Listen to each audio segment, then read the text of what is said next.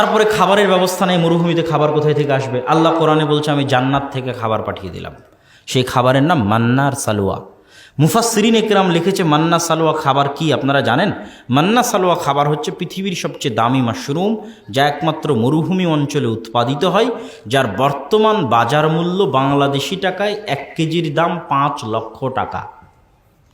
ওই মাশরুম আল্লাহ জান্নাত থেকে পাঠিয়ে দিতেন। আর আরেকটা মান্নার সালোয়ার আরেকটা হচ্ছে এক প্রকার পাখি, কোয়েল পাখি। কোয়েল পাখি জাতীয় এক প্রকার পাখি সকালবেলা আসমান থেকে এসে গাছে বসে যেত। সেই পাখি তারা ধরে আল্লাহর নামে জবাই করে মাশরুম দিয়ে পাখির গোস্ত ভক্ষণ করত। এই হলো মান্নার সালোয়া খাবার, যা জান্নাত থেকে আসতো। এটা আল্লাহ কোরআনে বলছেন যে আমি তাদেরকে এই খাবার দিয়েছি। তাহলে পরপর 3টে বড় নেয়ামত আল্লাহ বানু ইসরাইলকে দিলেন। এক, ফেরাউনের কবল থেকে বাঁচালেন। 300 বছরের অত্যাচারের পর ফেরাউনকে ডুবিয়ে দিলেন। মরুভূমিতে পাথরের মধ্যে ঝর্ণা প্রবাহিত করে দিলেন। মরুভূমিতে জান্নাত থেকে খাবার পাঠিয়ে দিলেন। এত বড় বড় নেয়ামত পাওয়ার পর এবার ওয়াইদ ওয়া'আদনা মূসা 40 লাইলা, সব কোরআন থেকে বলতেছি যে বানু ইসরাইলের এত লম্বা ঘটনা আর কোনো ঘটনা আল্লাহ কোরআনে বলেনি যত ঘটনা বানু ইসরাইলের বলেছে। যে আমি মূসাকে 40 দিনের জন্য তুর পাহাড়ে ডেকে পাঠালাম, আমার ইবাদত করো তুর পাহাড়ে এসে। মূসা আলাইহিস সালাতু ওয়াস সালাম তুর পাহাড়ে গিয়ে 40 দিন ইবাদত করলেন। এই 40 দিনের শেষ 10 দিন যুলহজ মাসের প্রথম 10 দিন। কি বুঝলেন? এই 40 দিনের শেষ 10 দিন যুলহজ মাসের প্রথম 10 দিন। যেই যুলহজ মাসের প্রথম 10 দিনে আমরা আরাফার সিয়াম পালন করি, কুরবানি করি, হজ করি, ওই যুলহজ মাসের প্রথম 10 দিন মূসার এই 40 দিন তুর পাহাড়ে ইবাদতের শেষ 10 দিন। পৃথিবীর শ্রেষ্ঠ 10 রাত রমাজানের শেষ 10 রাত, আর পৃথিবীর শ্রেষ্ঠ 10 দিন যুলহজ মাসের প্রথম 10 দিন, যা মূসা আলাইহিস সালামের 40 দিনের ইবাদতের শেষ 10 দিন। এই 40 দিন ইবাদত করে মূসা আলাইহিস সালাম এসে দেখেন ইত্তাখাযতুমুল ইজল। আর যাদেরকে আল্লাহ ফেরাউনকে ডুবিয়ে বাঁচিয়ে দিল, যাদের জন্য আল্লাহ ঝর্ণা দিয়ে পানি প্রবাহিত করলো পাথর থেকে, জান্নাত থেকে খাবার পাঠিয়ে দিল, এরা বাছুরের পূজা করা শুরু করেছে। বলেন নাউজুবিল্লাহ। মূসা আলাইহিস সালাম দেখে তো হতবাক, মাথা গরম, পায়ের রক্ত মাথায় উঠে গেছে। ভাইয়ের দাড়ি ধরে দিয়েছে টান, করেছো কি তুমি? ভাই বলে আমি কি করব, অনেক বাধা দেওয়ার চেষ্টা করেছি, শোনেনি। কত বড় নিমক হারাম, ধোঁকাবাজ কওম। যাই হোক, যা হলো হলো। আল্লাহ তাদের জন্য বললেন তোমরা পরস্পর পরস্পরকে হত্যা করো। বানু ইসরায়েলেরা পরস্পর পরস্পরকে হত্যা করতে লাগলো। হত্যা না করলে ক্ষমা নাই। হত্যা করতে করতে কতজন যে মারা গেছে এক এক মুফাসসির এক এক বর্ণনা দিয়েছেন। তো মূসা আলাইহিস সালাতু ওয়াস সালাম এক পর্যায়ে আল্লাহর কাছে দোয়া করলেন, আল্লাহ এইভাবে বানু ইসরায়েল যদি একজন আরেকজনকে হত্যা করতে থাকে সব শেষ হয়ে যাবে, ক্ষমা করে দেন। একটা পর্যায়ে গিয়ে আল্লাহ ক্ষমা করে দিলেন। মূসা আলাইহিস সালামকে আল্লাহ তুর পাহাড়ে তাওরাত দিলেন। তাওরাত নিয়ে এসে বানু ইসরায়েলকে বললেন এই যে তাওরাত আল্লাহ দিয়েছে। তখন বানু ইসরায়েল বলল লান নুমিনা হাত্তা নারাল্লাহ জাহরাতান, এগুলো তাওরাত আমরা মানি না, যতক্ষণ তোমার আল্লাহকে না চোখে দেখব ততক্ষণ মানব না। বলেন নাউজুবিল্লাহ। এর চেয়ে বড় চোখে দেখার আর কি আছে যে তোমরা দেখলা ফেরাউন ডুবে গেল? এর চেয়ে বড় চোখে দেখার কি আছে যে তোমাদের চোখের সামনে পাথর থেকে পানি বের হচ্ছে, দেখতে পাচ্ছ? এখনো প্রতিদিন জান্নাত থেকে খাবার আসছে, দেখতে পাচ্ছ? লজ্জা লাগে না এটা বলতে যে আল্লাহকে না দেখলে তাওরাতে ঈমান আনবো না? এগুলো সব কথা আল্লাহ কোরআনে বলেছে। বলতে বলতে এক পর্যায়ে তারা কি বলল? কোরআনে আল্লাহ বলছেন লান নাসবিরা আলা তুআমিন ওয়াহিদ ফাদউ লানা রাব্বাক ইউমবিত লানা। হে মূসা, তোমার আল্লাহকে বলো প্রত্যেক দিন এক খাবার আমাদের ভালো লাগে না, এই প্রত্যেক দিন একই খাবার, মান্নার সালোয়া মান্নার সালোয়া মান্নার সালোয়া, মাশরুম আর কোয়েলের গোস্ত, মাশরুম আর কোয়েলের গোস্ত, এই এক খাবার আমাদের প্রত্যেক দিন ভালো লাগে না। তোমার আল্লাহকে বলো এই মরুভূমি থেকে, এই মরুভূমির মাটি থেকে তোমার আল্লাহকে বলো শসা, গাজর, পেঁয়াজ, রসুন, আদা, চাল, ডাল উৎপাদন করে দিতে। মূসা আলাইহিস সালাতু ওয়াস সালামকে আল্লাহ বললেন শোনো, তুমি এদেরকে বলো যে এই মরুভূমি শেষ হলে উর্বর ভূমি আছে, তার নাম জেরুজালেম, আল আরজুল মুকাদ্দাসা আল্লাতী কাতাবাল্লাহু লাকুম, পবিত্র ভূমি। তোমাদের দরকার হয় তোমরা যুদ্ধ করে জেরুজালেম বিজয় করো, যা লাগাবা তাই আবাদ হবে। আল্লাহ আদেশ দিয়ে দিলেন যুদ্ধ করো। এরা তখন উত্তরে বলল ইযহাব আনতা ওয়া রাব্বুকা ফাকাতিলা, মূসা তুমি আর তোমার আল্লাহ গিয়ে যুদ্ধ করো। বলে নাউজুবিল্লাহ। তোমরা গিয়ে যুদ্ধ করে যুদ্ধ যেই দিন শেষ হয়ে যাবে সেই দিন আমাদেরকে বলিও, আমরা আসব। কি ভয়ঙ্কর ব্যবহার আল্লাহর সাথে। একদিকে আল্লাহর নিয়ামতগুলো দেখেন, আরেকদিকে এদের ব্যবহার দেখেন। এই ব্যবহারগুলোতে মূসা আলাইহিস সালামের মনটাই খারাপ হয়ে গেল। উনি বললেন, আল্লাহ আমি আর এই জাতির দায়িত্ব পালন করতে পারবো না, আমি আমার আর আমার ভাই হারুনের দায়িত্ব পালন করতে পারবো, এদের বিষয়ে আপনি যা ইচ্ছা করেন। আল্লাহ আজাব নাজিল করলেন 40 বছরের, ইয়াতিহুনা ফিল আরদি আরবাউনা সানা, 40 বছরে মরুভূমিতে পাগলের মতো ঘুরপাক খেতে হবে। ঘুরপাক খেতে খেতে মুসা আলাইহিস সালাতু ওয়াস সালাম মারা গেলেন। নতুন নবী হলো ইউশা বিন নুন।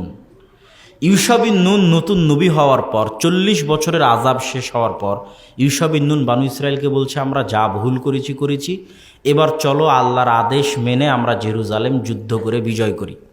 বানু ইসরায়েল বলল, ঠিক আছে, অনেক ভুল হয়েছে, আমরা যুদ্ধ করে জেরুজালেম বিজয় করি। বানু ইসরায়েল যুদ্ধ করতে গেল। যুদ্ধ করতে করতে করতে করতে এখন জয় হবে হবে। যখন জয় হবে হবে তখন শুক্রবার বিকেল। কখন বলেন তো? শুক্রবার বিকেল। ওই যে হাদিসে আছে শুক্রবারের দিন একটার সময় দোয়া কবুল হয়, তো অধিকাংশ মুহাদ্দিস বলেছে বিকেলে দোয়া কবুল হয়। কেন বলেছে বিকেলে, শুক্রবার বিকেলের কথা, সেটাই এখন আসতেছে এই ঘটনা। তো শুক্রবারের সূর্য ডুবে গেলে শনিবার শুরু হবে, ইয়াউমুস সাbt, শনিবার শুরু হলে ইহুদি ধর্ম অনুযায়ী যুদ্ধ নিষিদ্ধ, ইবাদতের দিন, যুদ্ধ বন্ধ। তাহলে যুদ্ধ চলতে চলতে যদি বন্ধ হয়ে যায়, তাহলে আবার যখন রবিবারের দিন যুদ্ধ শুরু হবে, এই রকম অবস্থায় আর ফিরে আসা যাবে কিনা তার গ্যারেন্টি নাই। তখন ইউশা বিন নুন আল্লাহর কাছে দোয়া করলেন, আল্লাহুম্মা হবিস হাদিহিশ শামস আলাইনা, হে আল্লাহ, হে সূর্য, আনতা মা'মুরাতুন ওয়া আনা মা'মুরুন, হে সূর্য তুমি আল্লাহর আদেশে আদিষ্ট, আর আমি ইউশা বিন নুনও আল্লাহর আদেশে আদিষ্ট। হে আল্লাহ, আজকের জন্য এই সূর্যকে আপনি থামিয়ে দিন। আমাদের নবী মুহাম্মদ সাল্লাল্লাহু আলাইহি ওয়াসাল্লাম বলছেন, ইন্নাশ শামসা লাম তুহবাস আহাদিন, সূর্য আল্লাহ সৃষ্টি করার পর থেকে নিয়ে আজ পর্যন্ত কোনোদিন থামেনি। শুধুমাত্র একজনের জন্য আল্লাহ সূর্য থামিয়ে দিয়েছিলেন, সেটা হচ্ছে ইউশা বিন নুনের দোয়ার জন্য। বলেন আল্লাহু আকবার। ইউশা বিন নুন দোয়া করলো, আল্লাহ সূর্য থামিয়ে দিলেন। মুফাসসিরিন ইকরাম লিখেছে সূর্য 3 দিন পর্যন্ত থেমেছিল, কেউ লিখেছে 5 ঘন্টা, কেউ লিখেছে 6 ঘন্টা। যতক্ষণ হোক সূর্য থেমেছিল, আটকে ছিল, যতক্ষণ না তারা যুদ্ধ করে জেরুজালেম বিজয় করে। সূর্য যখন ওদের জেরুজালেম বিজয় করা শেষ, তখন সূর্য আবার চলা শুরু করলো।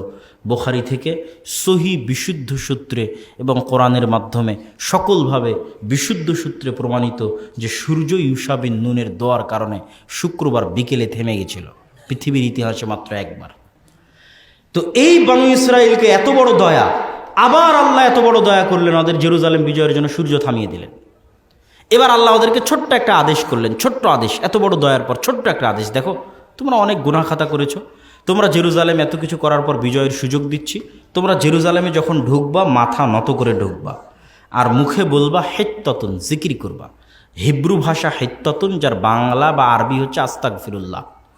তো এই জেরুজালেমে ঢুকবা মাথা নত করে, আর মুখে বলবা আস্তাগফিরুল্লাহ। আল্লাহ নিজে কোরআনে বলছে যে বানু ইসরাইল আমার এই আদেশ মানেনি, বরং জেরুজালেমে ঢোকার সময় পিছন আগে দিয়েছে আর মুখে বলেছে হিনতাতুন, গমের দানা, গমের দানা, গমের দানা। বলেন নাউজুবিল্লাহ। তাহলে বলেন কি অবস্থা, কি ধোঁকাবাজি, কি শঠতা, কি মুনাফিকি। এদের আরেকটা মুনাফিকি বলে এই আলোচনা, এদের আলোচনা শেষ করে দিব, বানু ইসরাইলের আলোচনা। দাউদ আলাইহিস সালাতু ওয়াস সালামের যুগ। দাউদ আলাইহিস সালাতু ওয়াস সালামকে কণ্ঠ ছিল খুব সুললিত, সুন্দর। দাউদ আলাইহিস সালাতু ওয়াস সালাম শনিবারের দিন কোরআন পড়তেন, জাবুর পড়তেন। সব মাছ তার তেলাওয়াত শোনার জন্য নদীর ধারে এসে জমা হয়ে যেত। ওই মাছগুলোকে বানু ইসরায়েলেরা শিকার করতো, ধরতো, ধরে বাজারে বিক্রি করে দিত। আল্লাহ বললেন শনিবারের দিন যারা কোরআন শোনার জন্য আসে, যারা জাবুর শোনার জন্য আসে, এদেরকে তোমরা ধরিও না। বানু ইসরায়েল বলল ঠিক আছে, ধরবো না। দিয়ে শনিবারের দিন করলো কি, ওরা ওই মাছগুলোকে বেড়া দিয়ে, বানা দিয়ে বেঁধে ঘিরে রেখে দিত, ধরতো না। দিয়ে অপেক্ষায় থাকতো কখন শনিবার শেষ হবে, রবিবার শুরু হবে। শনিবার শেষে যখন রবিবার শুরু হতো, ওই মাছগুলোকে এরা ধরে নিত। এদের এই মুনাফিকি আর ধোঁকাবাজি দেখে আল্লাহ এদেরকে বানর বানিয়ে দিলেন। কি বানিয়ে দিলেন? এই ঘটনাও আল্লাহ কোরআনে বর্ণনা করেছে যে আমি ওদেরকে বানর বানিয়ে দিচ্ছি। কিরাদাতান খান আছে। ওই যে ডারউইনের থিওরি, তারপরে বিভিন্ন জনের থিওরি যে বানর থেকে মানুষ এসেছে, বলে না, আসলে ঘটনা উল্টা। বানর থেকে মানুষ আসার ধারণাটা তাদের মধ্যে কেন গেছে? বানরের ডিএনএ আর মানুষের ডিএনএ প্রচুর মিল, অনেক মিল। তো মনে করেছে দুইটা ডিএনএ যখন অনেক মিল, তাহলে মনে হয় বানর থেকে আস্তে আস্তে মানুষ হয়েছে। কিন্তু ঘটনা এটা নয়। ঘটনা হচ্ছে মানুষকে যদি আল্লাহ কোনো দিন দ্বিতীয় কোনো প্রাণীতে পরিণত করে, তো কোন প্রাণীতে পরিণত করবে? বানরে আর শুকুরে। কেন? বানর আর শুকুরের ডিএনএর সাথে মানুষের ডিএনএর মিল। তাহলে আপনাকে আর আমাকে সবসময় আতঙ্কে থাকতে হবে যে আল্লাহ আমাদেরকে কোনোদিন পরিণত করলে মুরগি, গরু, মহিষ, ভেড়া বানাবে না। কেন? গরু, মহিষ, ভেড়া, মুরগির সাথে আমাদের ডিএনএ মিলে না। তাহলে আমাদের শরীরের মধ্যে যেমন সামান্য পরিবর্তনে ক্যান্সার হয়ে যাচ্ছে, ঠিক ওরকম সামান্য পরিবর্তনে আমরা বানর হয়ে যাব। আল্লাহ মাফ করুক, বলেন নাউজুবিল্লাহ, আল্লাহ হেফাজত করুক। সামান্য পরিবর্তনে আমরা শুকুর হয়ে যাব। যেমন বানু ইসরাইলকে আল্লাহ বানিয়ে দিয়েছেন, উম্মতে মোহাম্মদীকেও বানাবেন। কেননা এরা তো বানু ইসরাইল হয়ে যাবে। বানু ইসরাইল হয়ে যাবে দেখেই তো বানু ইসরাইলের এত ঘটনা কোরআনে। আর বানু ইসরাইল যে আমরা হয়ে গেছি তার উদাহরণ নেন। এদের এরকম ধোঁকা দেখলেন, এদের চাইতে বড় ধোঁকা মুসলমানেরা দেয়। দেখবেন এদের চেয়ে বড় ধোঁকা মুসলমানেরা দেয়। এরকম কত হাজি নিবেন যে হাজি হজ করতে গেছে মানুষের অন্যায়ভাবে মেরে খাওয়া টাকা দিয়ে। তাহলে ওই হাজি হজ করতে গিয়ে সে ধোঁকা দিতে চাচ্ছে, গেম খেলতে চাচ্ছে আল্লাহর সাথে। মনে হচ্ছে আল্লাহ বুঝে না, জানে না, দেখে না। সাধারণ জনগণের সাথে দেখো আমি কত বড় হাজি, আর নিজের সাথে যাক হজ করে এসেছি সব ক্ষমা হয়ে যাবে। কিন্তু পুরো হজের টাকাটা মানুষের অন্যায়ভাবে মেরে খাওয়া, হারাম ইনকাম। তো এই ধোঁকা কাদের স্বভাব? এই বানু ইসরাইলের স্বভাব। এদের হচ্ছে ধোঁকা, শঠতা, মুনাফিকি এদের স্বভাব, যা আমাদের মধ্যে রক্তে রক্তে প্রবেশ করে গেছে। যেটা আমাদের আজকের বক্তব্যের মূল পয়েন্টে চলে এসেছে, একদম মেইন পয়েন্টে, যে মুসলমানেরা আজকে অধপতিত কেন? এরা বানু ইসরাইল হয়ে গেছে। বানু ইসরাইল হয়ে গেছে কিভাবে? এখন মুসলমানেরা 99%, 95%, 90% হয় মিথ্যা কথা বলে, না হয় ধোঁকা দেয়, না হয় দুর্নীতি করে, না হয় আমানতের খেয়ানত করে, না হয় ন্যায়পরায়ণতার বিরোধিতা করে। ন্যায়পরায়ণতা কী জিনিস? এটাই হচ্ছে আমাদের আজকের আলোচনার মূল পয়েন্ট, যে এরা বানু ইসরাইলেরা ন্যায়পরায়ণতা রক্ষা করতে পারেনি, আর আমরাও ন্যায়পরায়ণতা রক্ষা করতে পারিনি। ন্যায়পরায়ণতা কী জিনিস? রাসূল সাল্লাল্লাহু আলাইহি ওয়াসাল্লাম হাদিসে বলছেন, সাবআতুন ইউদিল্লুহুমুল্লাহ ইয়াওমা লা দিল্লা ইল্লা দিল্লুহ। কিয়ামতের মাঠে যখন কোনো ছায়া থাকবে না, তখন 7 শ্রেণীর মানুষকে আল্লাহ সুবহানাহু ওয়া তাআলা তার আশ্রয় দিবেন। এই 7 শ্রেণীর 1 নাম্বারকে বলেন ইমামুন আদিল, ন্যায় বিচারক, শাসক। আমরা কিন্তু ফজিলত বর্ণনা করতে গিয়ে পরের 6টা নিয়ে ব্যস্ত হয়ে আছি। পরের 6টা অনেক সুন্দর, বলতে ভালো লাগে। শাবুন নাশা ফি ইবাদাতিল্লাহ, ওই যুবক যে আল্লাহর রাস্তায় ইবাদত করে। তারপরে যার অন্তর মসজিদের সাথে বাধা আছে, কলবুহু মুআল্লাক বিল মসজিদ, মসজিদের সাথে বাধা আছে। কিন্তু ন্যায়পরায়ণ শাসক কি? কেউ জানে না, কেউ বোঝে না, কেউ মানে না। ন্যায়পরায়ণ শাসক মানে শুধু ন্যায়পরায়ণ প্রধানমন্ত্রী নয়। ন্যায়পরায়ণ শাসক মানে ন্যায়পরায়ণ ওসি, ন্যায়পরায়ণ ডিসি, ন্যায়পরায়ণ এসপি, ন্যায়পরায়ণ বিচারক, ন্যায়পরায়ণ মাদ্রাসা কমিটির সভাপতি, ন্যায়পরায়ণ মাদ্রাসার প্রিন্সিপাল, ন্যায়পরায়ণ প্রধান শিক্ষক, ন্যায়পরায়ণ প্রধানমন্ত্রী, ন্যায়পরায়ণ মেম্বার, ন্যায়পরায়ণ মন্ত্রী, ন্যায়পরায়ণ চেয়ারম্যান। যে যেখানে দায়িত্বে আছে, ওর জন্য সবচেয়ে ভয়ঙ্কর পরীক্ষা হচ্ছে ন্যায়পরায়ণতা। আপনি বলবেন, কই আমি তো মন্ত্রীও নাই, এমপিও নাই, কিছুই নাই, তাহলে আমি কিসের ন্যায়পরায়ণতা দেখাবো? আপনি আছেন পরিবারের দায়িত্বে। তো পরিবারের দায়িত্বে আপনি ন্যায়পরায়ণ করেন, এটা আপনার জন্য সালাত, সিয়াম, হজ, জাকাতের চাইতে বড় পরীক্ষা। আপনি যে বানু ইসরাইল হয়ে গেছেন সেটা দেখাচ্ছে আপনাকে। ধরেন এখানে যতজন উপস্থিত আছেন, তাদের কেউ যদি তার বোনকে তার বাপের সম্পত্তিতে ভাগ দিতে দেরি করেছেন, গড়িমসি করেছেন, এখনও দেননি, তার বোনকে বাপের সম্পত্তিতে ভাগ দিলেও খারাপটা দিয়েছেন, আপনারা ভাইয়েরা ভালোটা নিয়েছেন আর বোনকে খারাপটা দিয়েছেন, এরা সবগুলো হচ্ছে বানু ইসরাইল। কি বুঝলেন? মানে বানু ইসরাইলের মতো ধোঁকাবাজ, মিথ্যুক, শঠতা, হারামখোর,